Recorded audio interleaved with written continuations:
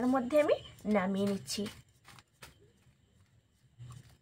আমি ভরে নেব। এটা আপনারা বন্ধুরা 3 মাস পর্যন্ত কিন্তু সংরক্ষণ করে নরমাল ফ্রিজের মধ্যে রেখে দিতে পারবেন। বন্ধুরা, শম্পা কিচেন উইথ ভিলেজ ফুডে আপনাদেরকে স্বাগত। প্রতিদিনের মতন আবারও চলে এসেছি।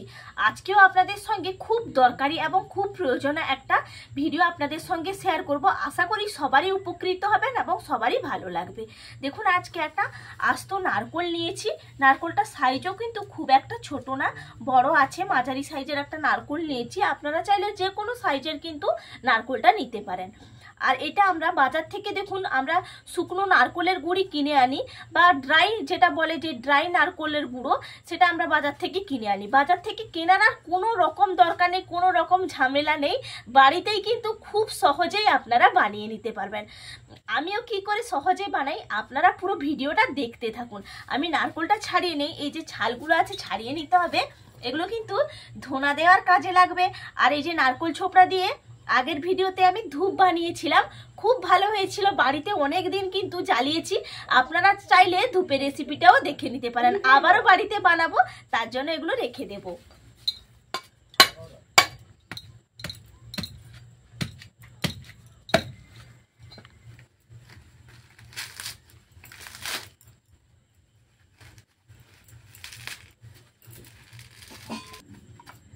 দেখুন, খোসাগুলো আমার ছাড়ানো হয়ে গেছে। এটা ভালো করে রোদে দিয়ে ধুনোর কাজেও ব্যবহার করতে পারবো, আবার ধূপও বানিয়ে নিতে পারবো। একটা পলি পেপারের মধ্যে বেঁধে রেখে দিচ্ছি।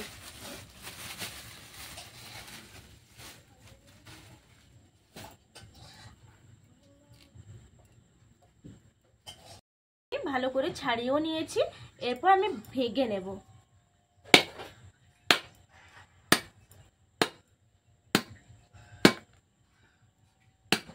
একটা বাটির মধ্যে জলটা ধরে রাখি।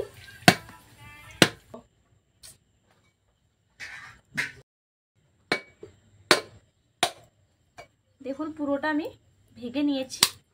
দেখুন কি সুন্দর ফ্রেশ একবারে নারকেলটা। এটা ভালো করে আমি কেটে নেব।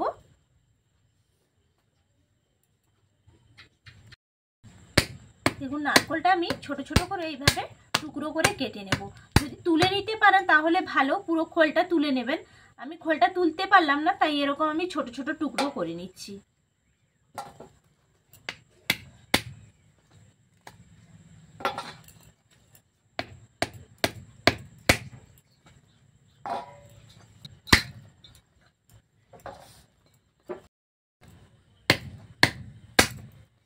দেখুন, আমি এইভাবে ভেঙে নিচ্ছি। আপনাদের যেরকম সুবিধা হবে আপনারা সেই রকম করে কিন্তু ভেঙে নেবেন।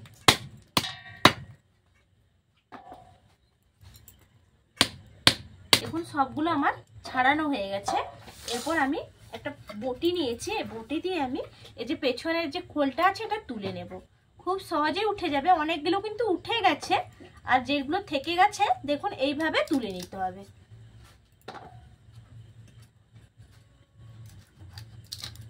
দেখুন, খুব সহজেই কিন্তু উঠে যাচ্ছে।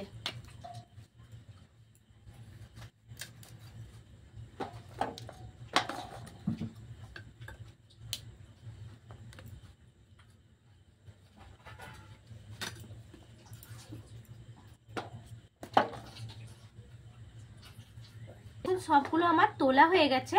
আর এই যে পেছনের যে কালো অংশগুলো আছে এগুলো কিন্তু পুরো পরিষ্কার করে তুলে ফেলতে হবে। এই বটির সাহায্যে আমি দেখুন এইভাবে কিন্তু পরিষ্কার করে তুলে ফেলবো। আপনাদেরকে আমি দু রকম পদ্ধতি করে দেখাবো, আপনাদের যেটা সুবিধা হবে আপনারা সেইভাবে কিন্তু তুলে নিতে পারেন। দেখুন, আমি বটি দিয়ে এই সহজেই খুব সহজেই এইভাবে পুরো সাদা অংশটা বের করে নিতে হবে, আর এই কালো ছালটা ফেলে দিতে হবে।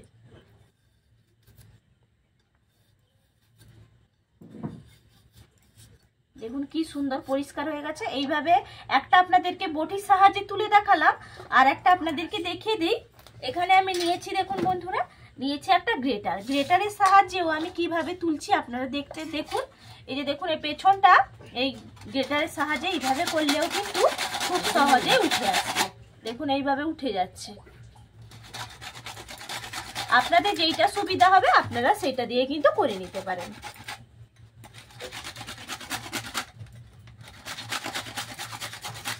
দেখুন এটাতেও কত সুন্দর হচ্ছে, আপনারা দেখুন।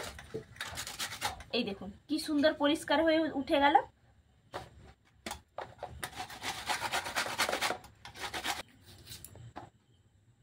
দেখুন আপনাদেরকে তো আমি দুরকম করে দেখালাম, আমার কিন্তু বটিতেই তুলতে সুবিধা হচ্ছে, এই জন্য আমি বটিতেই তুলে নিচ্ছি। এই দেখুন বটিতে তুলছি, খুব সুন্দর কিন্তু সুন্দরভাবে উঠে আসছে।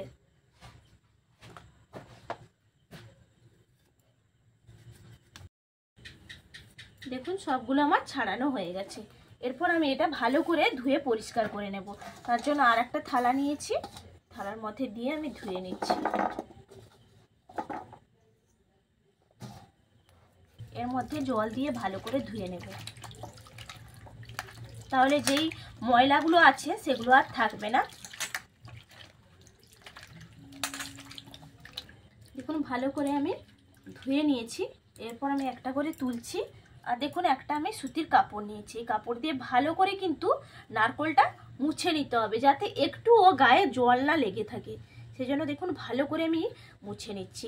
যদি টিস্যু পেপার থাকে তাহলে আপনারা টিস্যু পেপার দিয়ে করে নিতে পারেন, আমার কাছে তো টিস্যু পেপারটা নেই, এই জন্য আমি একটা সুতির কাপড় দিয়ে কিন্তু মুছে নিচ্ছি। দেখুন এইভাবে শুকনো করে একবারে মুছে নিতে হবে, একটা পরিষ্কার কাপড় দিয়ে কিন্তু মুছে নেবেন, যাতে একটুও জল না লেগে থাকে।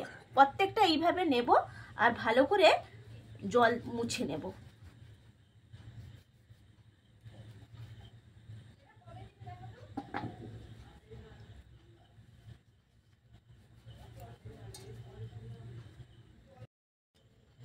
দেখুন সবগুলো আমার ভালো করে জল থেকে তুলে পোছা হয়ে গেছে, যাতে একটুও কিন্তু এইদিকে খেয়াল রাখবেন যাতে একটুও না নারকোলের গায়ে জল থাকে। একবারে ভালো করে পুছে নিয়েছি, দেখুন কি সুন্দর খটখটে শুকনো করে নিয়েছি। এরপর এগুলোকে আবারও ভালো করে আমি কুচি কুচি করে নেব।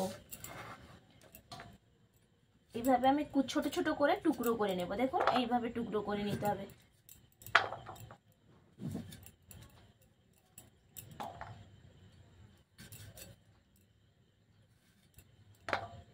দেখুন ছোট ছোট টুকরো করে আমি কেটে নিয়েছি।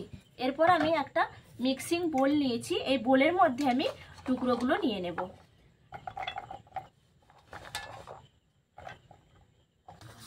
দেখুন সবগুলো টুকরো আমি বোলের মধ্যে নিয়ে নিলাম।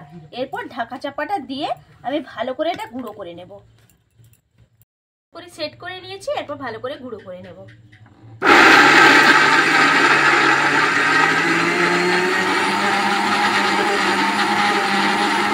দেখুন অফ করে রেখেছি এই সময়। এরপর আমি ঢাকা চাপাটা খুলছি আর দেখুন একটু নাড়িয়ে দেব, তাহলে ওপর নিচটা ভালোভাবে গুঁড়ো হবে।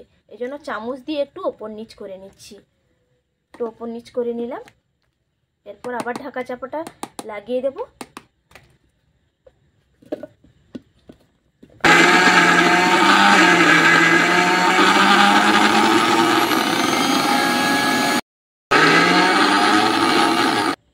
দেখুন চালিয়েছিলাম, আবার অফ করে দিলাম। এরপর ঢাকা চাপাটা খুলে আমি দেখে নিচ্ছি। দেখুন কি সুন্দরভাবে গুঁড়োটা হয়েছে।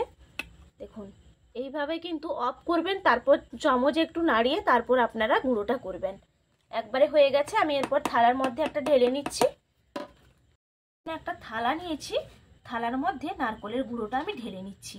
দেখুন আপনারা বুঝতেই পাচ্ছেন যে কতটা সুন্দরভাবে গুঁড়ো হয়েছে, জলের ভাগটা একটুও ছিল না, ভাবলে কতটা সুন্দরভাবে হয়েছে। দেখুন এইভাবে আপনারাও কিন্তু করবেন।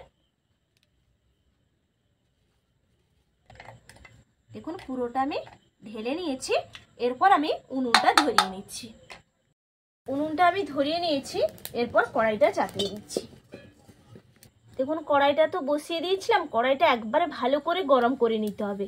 এরপর দেখুন এই যে নারকোলের যে গুঁড়োটা করে নিলাম, এই নারকোলের গুঁড়োটাই কড়াইয়ের মধ্যে আমি দিয়ে দেব।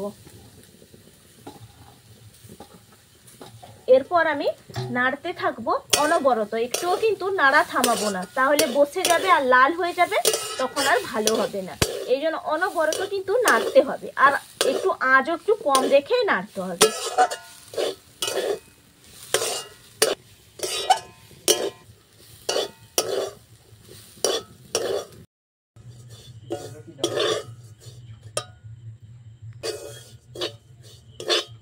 দেখুন নাড়তে নাড়তে কতটা শুকনো হয়ে গেছে। আর একদম কিন্তু বন্ধুরা আঁচ কম রেখে করবেন, না হলে কিন্তু পুড়ে যাবে, নিচটা লাল হয়ে যাবে, তখন আর দোকানের মতন কিন্তু আর লাগবে না। দেখুন কি সুন্দর হয়েছে, একটুও কিন্তু গাও পুড়ে যায়নি, পুরো সাদা ধপধপে যেইভাবে আমরা দোকান থেকে শুকনো নারকেলের গুঁড়ি কিনে আনি সেরকম হয়েছে। দেখুন আপনাদেরকে হাতের মধ্যে আমি তুলেও দেখাচ্ছি, দেখুন কি সুন্দর হয়েছে, একটু কিন্তু কড়াইতে লেগেও যায়নি। এরকম হালকা আঁচে করবেন, আর গ্যাসে যদি করেন তখনও কিন্তু গ্যাসের ফ্লেমটা একেবারে কম রেখে নাড়াচাড়া করে অনবরত নাড়াচাড়া করতে থাকবেন, তাহলে একদম দোকানের মতন পারফেক্ট ড্রাই শুকনো কোকোনাট পাউডারটা তৈরি হয়ে যাবে। দেখুন একদম রেডি হয়ে গেছে, আমি নামিয়ে নিচ্ছি।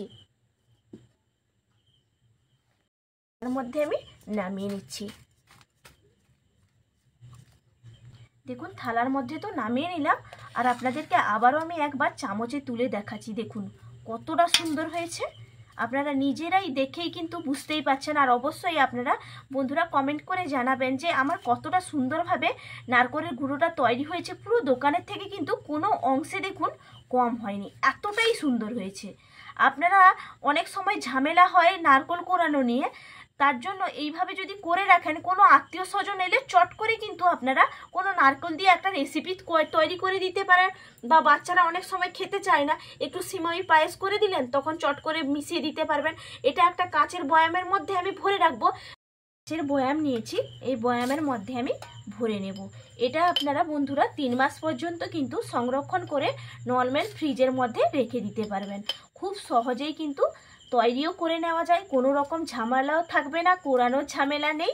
খুব সহজে আপনারা বন্ধুরা তৈরি করে নেবেন। আর যদি বন্ধুরা আমার রেসিপি অবশ্যই ভালো লাগে, তাহলে আমার চ্যানেলটা সাবস্ক্রাইব করে রাখবেন, পাশে থাকা বেল আইকনটা প্রেস করে রাখবেন নিত্য নতুন রেসিপি পেতে হলে। আর ফেসবুক পেজ থেকে যদি দেখে থাকেন, ফেসবুক পেজটা অবশ্যই ফলো করে রাখবেন।